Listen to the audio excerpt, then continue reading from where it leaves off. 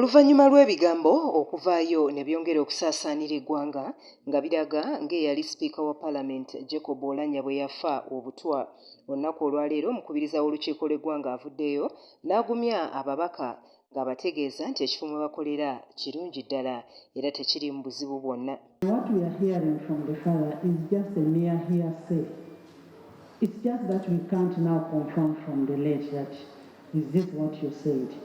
But all that said and done, the investigations are going on. Let the investigations go on.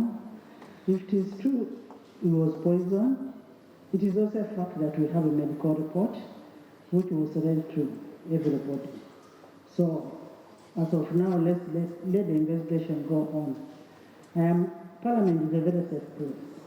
Ono okuvaayo bw'ati kiddiridde omubaka wa munisipaali ya Kira Ibrahim Ssemujjunganda okusaba okumanyisibwa oba nga paalamenti erina ky'ekoze ku by'obulamu bwabwe. Have said that the late speaker told them that he had been poisoned. Madam Speaker, this matter is a very serious matter.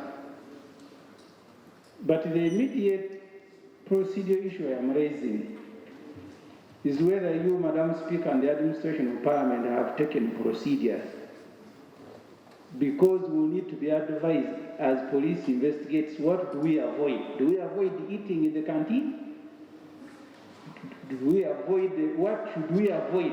Anita ategeezezza nga paalamenti bw'etambulira ddala obulungi era nga tewaliiwo kisaanidde kutiisatiisa babaka. Now, if the meetings don't take place in Parliament, then why would you say that Parliament is insecure? There is insecurity in Parliament in terms of poison. For us in Parliament, there is no poison. We are safe. And the father has not said he was poisoned in Parliament. No.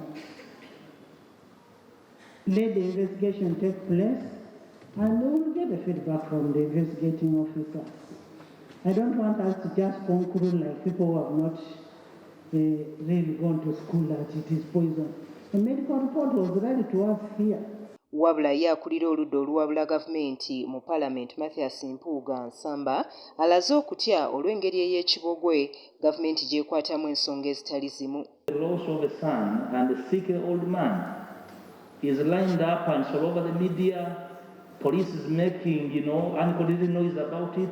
We get concerned whether there is still a coherent state that can properly investigate, or they're just politicking. And actually, is the proper cover-up what they should have done covertly by lining up politicians for investigation.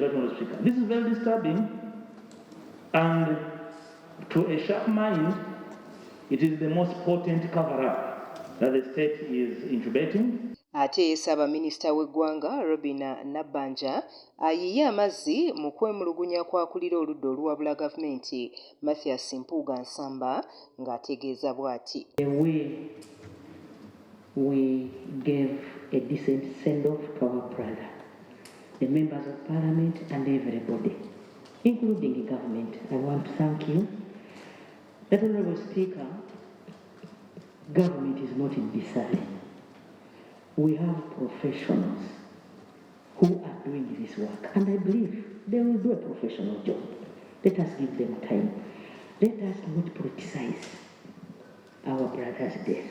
Ensonga eno ebadde etandise okukwata omugamba wabula omukubiriza w'olukiiko lw'eggwanga olukulu Anita n'agiyimiriza era n'alagira obutaddamu kwogerwako n'ategeeza nga bwe bakyali mu by'okukungubaga. And I'm not allowing any more debate on the issues of the late Right Honourable. We are still grieving.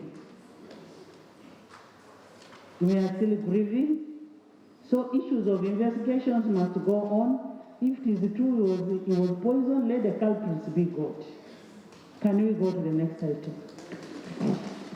Item 3. we lutuukidde leero nga poliisi yafulumizza olukalala lw'abantu beegamba nti baakubakunya ku bigambibwa nti omugenzi yattibwa Nabutwa omuli taata w'omugenzi, minisita avunaanyizibwa ku by'amawulire n'okulungamya eggwanga Chris Baryomunsi, eyali minisita w'ebyobulambuzi Godfrey Kiwanda Ssuubi n'abalala bangi. Eggulire lino likusakiddwa Issa Kigongo ku lwa 44 eggulo.